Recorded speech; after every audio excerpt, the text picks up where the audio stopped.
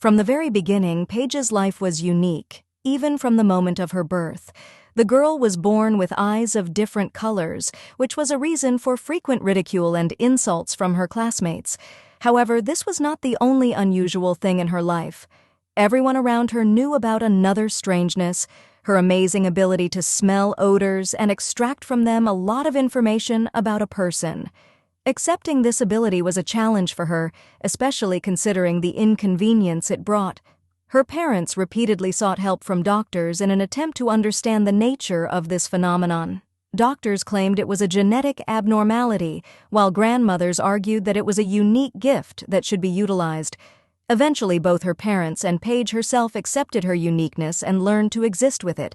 She tried to ignore the information she received through smell, but sometimes she had to use it to do her justice.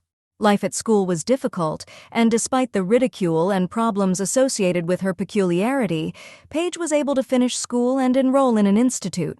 Choosing a profession was not easy, but she eventually chose the pharmaceutical field, feeling an affinity for medicine. At the institute, at first there were also difficulties in the team because of her unique ability, but over time people learned about the girl with a unique sense of smell and stopped trying to mock her. Paige, forged by life's experiences, learned to defend herself.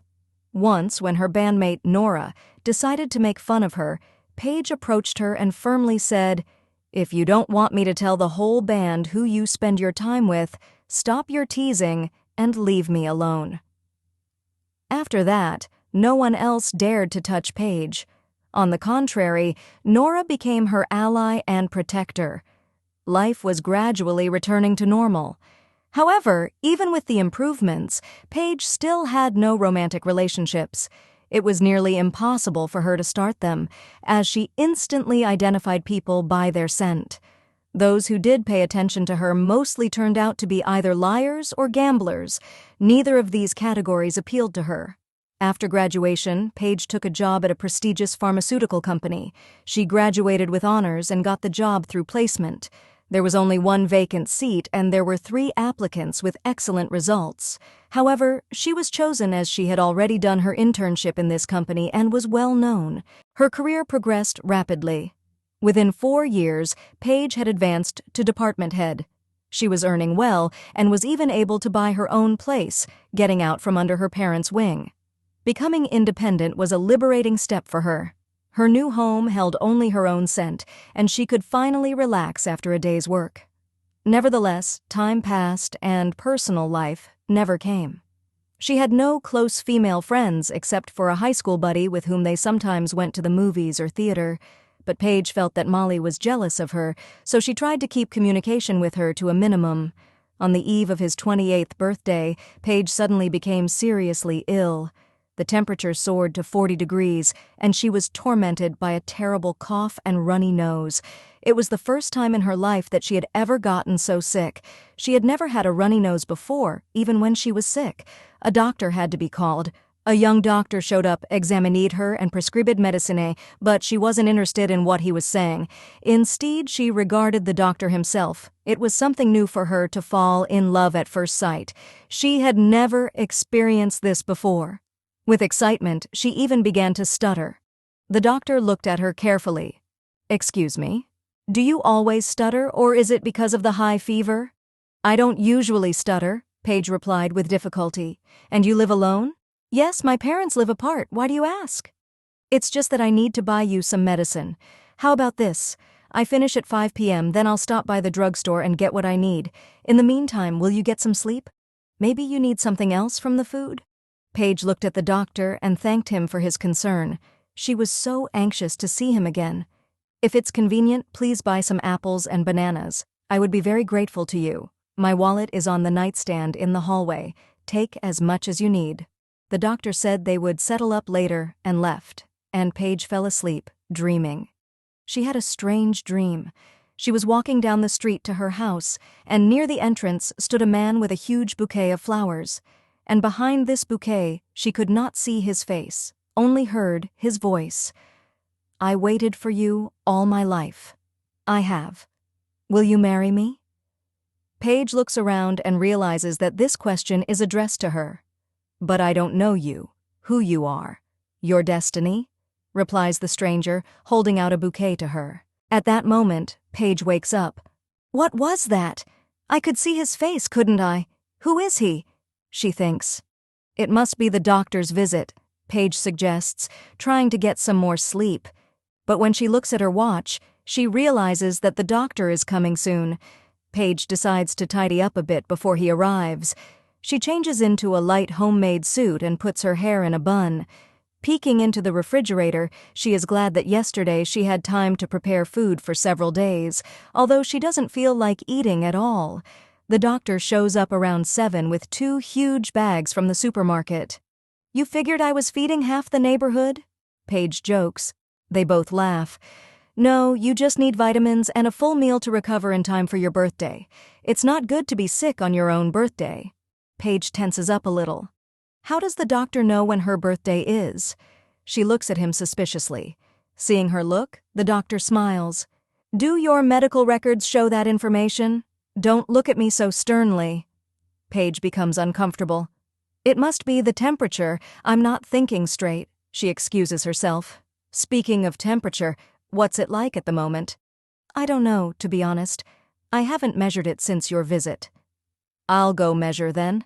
And I'll take the bags, if you'll excuse me, Paige said, smiling gratefully. For the first time in her life, someone other than her parents cared for her so much. Oh, I didn't even call them today. It's not like they know I'm sick. Okay, I'll call them tomorrow, she thought, and dutifully went to take her temperature. To the doctor's surprise, the temperature was low, only 37.3. Paige was impatient for him to stick around and tried to think of ways to keep him longer. Why don't we have some tea? She suggested timidly. The doctor gladly agreed. He turned on the kettle himself and began setting the table. You absolutely need to eat. You need to regain your strength to take your pills, the doctor explained. All right, but on one condition. You already know with me, said Paige, and it suddenly occurred to her that she didn't even recognize his name. She blushed at the thought. I'm sorry I didn't even ask your name. This is so embarrassing for me. I apologize, please. You have nothing to apologize for. It's okay. My name is Max, the doctor replied, smiling. Max, thank you so much. You've helped me out so much. How much do I owe you for shopping? Asked Paige. Not at all. It's all right, smiled Max. Better still, Max. Otherwise I feel too old, he added. Oh no, I can't do that. I'm not used to having someone pay for me. It's not right, objected Paige. But there's a first time for everything sometime, and don't argue with me. They spent the whole evening chatting, joking and talking, and finally got to you. It turned out that Max was only 3 years older than Paige. Before leaving, the caring doctor promised to visit his patient tomorrow. After he left, Paige had strange feelings. She loved this doctor a lot, but because of her runny nose, she couldn't see his real essence. Perhaps he was up to something. Perhaps he had decided to take advantage of her loneliness and beautiful apartment. But no, he didn't seem self-serving. Paige contradicted herself, but something was confusing her, and it annoyed her. Max came over every day after work, brought groceries, made dinners, and took care of her until late in the evening. Today, Paige began to smell odors for the first time in the last few days. She was looking forward to Max's arrival. But what if he disappointed her? Suddenly he's not what he seems. What would she do then? The questions were many, and there were no answers. Tonight, Paige was cooking dinner by herself. When she heard the keys rattle in the lock, her whole body tensed. He's going to come in, and I'm going to smell him, she thought. And then Max entered the kitchen as usual, with bags in his hands. He walked over to the table, set the bags on a chair, and put his arm around Paige's shoulders. How are you feeling? It seems to me you're much more awake today than you were yesterday. Or am I wrong? Paige was silent and stared at Max. He didn't understand what was going on with the girl. Is everything okay with you? Why are you looking at me like that? Something's wrong, he said, noticing her tension. He looked at Paige, sensing something had gone wrong, and the fear in his heart only grew as she pushed his hand away and ran off in tears to her room.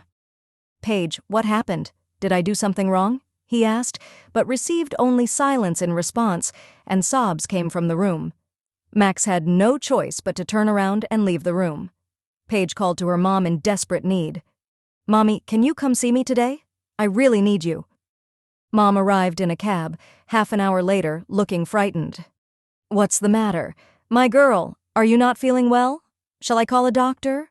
worried Mom. Paige approached her and took a deep breath. "No, Mom, I'm fine. I can smell it," she said, feeling confused.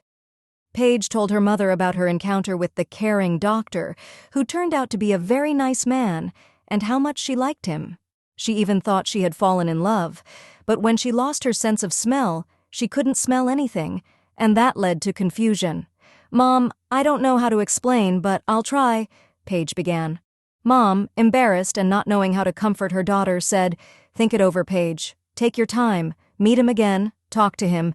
Maybe you'll feel it another time." Paige decided to take a break for a few days and think. It was odd that Max hadn't called once in that time, even though they'd exchanged numbers. She needed to go to the clinic today for an appointment with him to close out her sick leave, but she couldn't muster up the courage for the visit. Her heart raced when the clinic informed her that Max had fallen ill and another doctor had taken his place. Closing her sick note, Paige slowly made her way home. All these days her thoughts swirled around one question. Why couldn't she smell Max? Could it be that their smells were so similar that she couldn't tell him apart from herself? These musings brought her some relief, and she decided to call Max tonight to see how he was feeling. Tomorrow was her birthday, but she felt no particular desire to celebrate it. As she approached the entryway, she saw a man carrying a huge bouquet of roses. Delighted, Paige thought. Just like in my dream. Stepping closer, she asked, "Is that for me?" The man confidently replied, "Of course it's for you. I've been waiting for you all my life. Will you marry me?" Paige decided to see if it was fate and repeated the question she had asked in the dream. "But I don't know you, who you are. Is your destiny?" It didn't take long for the answer to come. Max removed the bouquet and held it out to Paige. "You didn't answer my question. Will you marry me?" At that moment, Paige felt her heart skip a beat as she smelled his scent. "Of course I will," she exclaimed, wrapping her arms around his neck. Tears of joy flowed from her eyes. Now she knew for sure. This was her man.